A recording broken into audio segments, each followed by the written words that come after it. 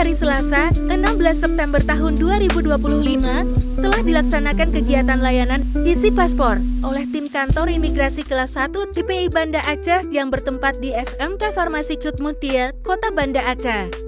Total pemohon yang dilayani dalam kegiatan ini berjumlah 66 orang, 63 permohonan baru dan 3 penggantian.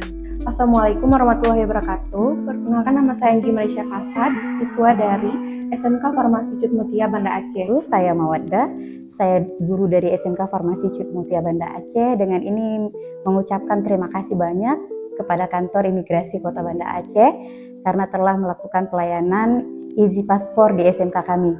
Demikian, terima kasih.